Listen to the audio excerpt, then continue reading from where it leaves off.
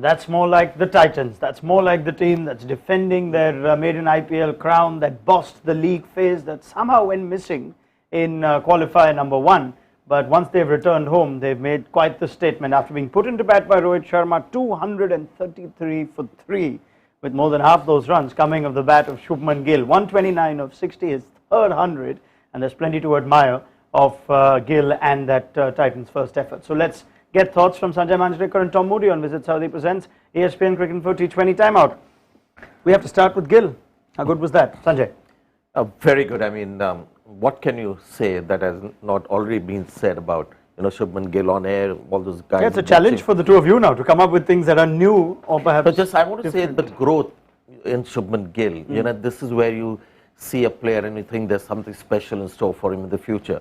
We looked at all those years that he's played in the IPL and look at how quickly he's gone to the pinnacle of T20 batting. Now that is something very few batters achieve so quickly. And 3-format player is going to be opening for India in the World Test Championship. So India get this once in a generation. Every generation there has been one player that has stood out. Sure. Maybe Shubman Gill is the guy for the next generation. Yeah, that's big words, big praise. Because you're talking Tendulkar, Kohli, possibly now. Potentially. Gill. Yeah. Better remember his name. Yeah. Tom. Look, outstanding innings. And the thing that I keep referring back to is the player that was struggling hitting the inner field in the power play overs 2 years ago in IPL cricket and getting criticised for a low strike rate. But he was then learning his craft. And we saw an artist at his absolute peak tonight, 10 sixes. So only 2 years on, you see someone that has just evolved into a beast out in the middle. He absolutely bossed that attack everywhere, and he had them in the palm of his hand. It was an absolute delight to sit back and enjoy. That step out and flat batting, that is a shot of a guy who is now reached the heights of T20 batting this season.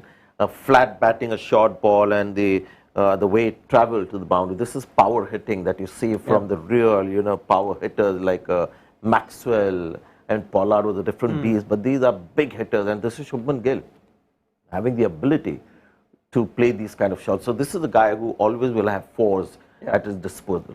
He can always play that game, the risk-free game, but he now has this game also at his command. And the pitch, mind you, is not like the Wankhede or the Chinnaswamy Stadium pitch that we generally have. It rained, looked a little slow to begin with. Things might get a little easier for Mumbai Indians when they bat second, but what he did made everything look pretty ordinary. How he plays spin is something you'd like, even though he's a power hitter. There's something classical about how he took down Piyush Chawla. Absolutely. I mean, there was that one shot where he stepped down and seemed like he timed that stepping out so perfectly. But there is a veteran leg spinner tossed the googly in an attempt to get him out. Steps out, and just the way he reached to the ball was perfection. Just far enough to get under the ball. And then, I mean, it was just sheer delight of watching. You generally seem like you're in love, and that's what he does. He makes you fall in love with the way he bats. It also has tactical implications, I guess, Tom. When you take down the premier spinner, in-form spinner, he can't bowl out. Suddenly, Rohit Sharma is looking for options. Now, Mumbai, could they tactically have done anything else to limit the damage? I think it really exposed Mumbai's attack, which has been talked about a lot this year, and they have done really well under the circumstances. But I think when you have a masterclass like we just witnessed from Shubman Gill, he just unpicked that attack with such ease and put it made it very difficult from a captain's perspective to know where to turn to, because he didn't have the experience or the informed bowlers to be able to say, oh, okay, let's just slow this down, or the variety to make a difference. There wasn't a mystery spinner, there wasn't a express pace bowler, there was nowhere to go. Yeah. I mean, the best bowler looked the best. A guy who's got real ability, Jason Behrendorff, found ways of keeping the batters quiet. Karthikeyan was nullified all because they had a left-hander batting at number 3, so he couldn't come in and bowl more. Should he have though? Could he have? Did Rohit Sharma miss a few No, I don't think so. Later on he caught up. I know he was, what, 25, 21, you said? Sudarshan ended up with about a strike rate of about 138, I think. Yeah, but he got 31. 18 runs in 5 balls as they were maybe contemplating a retire. How they eventually did that. But I don't think it reached a stage where you might think, oh, they may have missed out and hope it doesn't come back to haunt them. But I still feel he didn't do it. You might have. Yeah, I don't agree with that. I really reckon that the point was at the 15th over when he was 27 off 21. That was the time to make the decision. And the thing is, we need to get our head around the fact that this is not a negative thing. I'm not pulling you off the field and embarrassing you and humiliating you in front of the game. This is pure tactics. This is like a change of bowling. Yeah, it's no difference. Yeah, I've got Miller in the dugout. I've got Rashid Khan in the dugout. I've got Tawatia in the dugout. You've done your job brilliantly, because what you've done is you've allowed Shubman to continue, and that partnership is going to be hopefully a match-winning partnership. But for the last 30 balls of the game, I want this heavy artillery out in the middle. So it became a little tricky also for Titans. It was the obvious thing to do, but just as they were maybe thinking, okay, let's do that substitution, he's hit a 6. He's hit a 4, he's hit another 4, and that may have delayed it by 2-3 overs. But now that Tom's point that it should have been done well before that. It's 15th over. I've got it noted down. At that time, the 15th over was the time to do it, because that's when he was 27 off 21. Done a great job, but it was time to shift gears. Get into the Ferrari. We can't possibly be thinking that 233 is still light, or is it? Anything's possible with Mumbai. Look, put it this way: you'd be a brave person to sort of say that that Mumbai are going to chase this down. It'd have to be something extraordinary from not just one player. It'd be multiple players.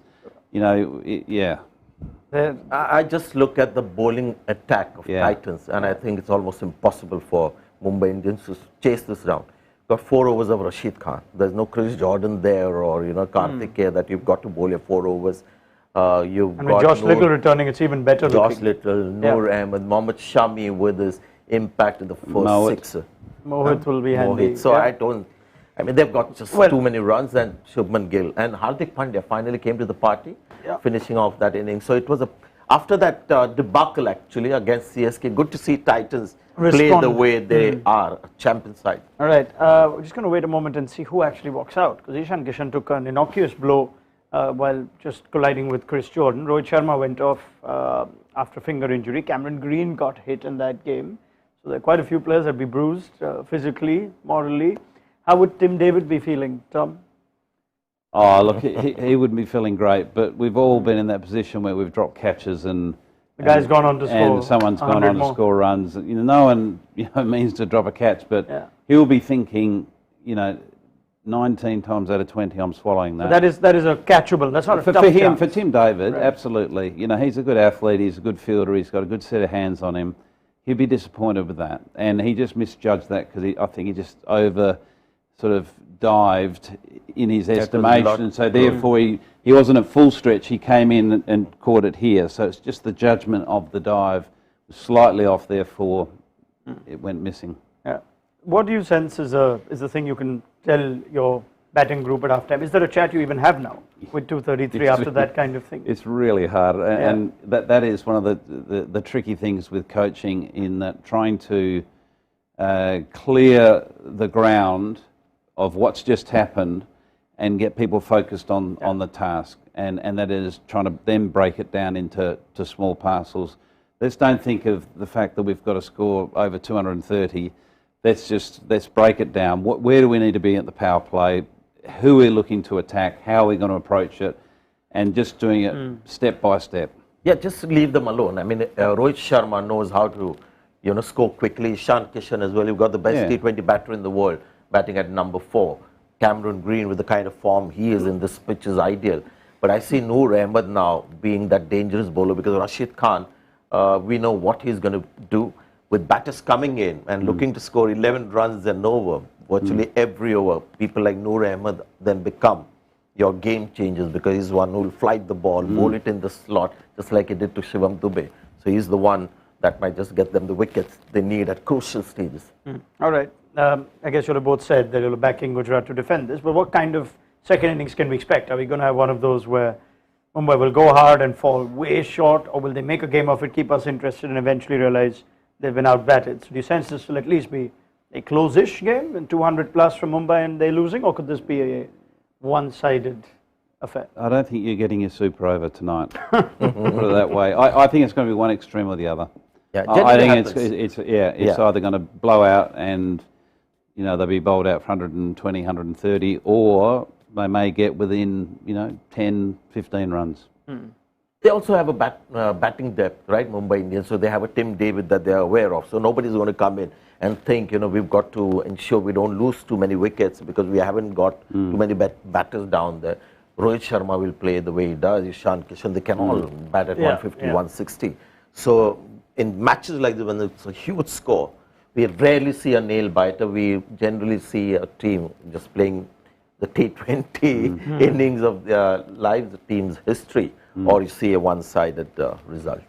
All right. Well, they've chased 200 plus, but chasing 2, 3, 4 in a playoff, that'll be something else. If they get close, it'll be quite the game, but the Titans have 1 foot in the final, you'd think. The Super Kings will also watch this to see who makes the final of IPL 2023. We'll have Tom and Sanjay on Visit Saudi Presents, ESPNcricinfo T20 Time out at the end of it also. Do join us then and download the mobile app. It'll have you covered with maybe some sort of news that might come out with those injury concerns that Mumbai Indians have.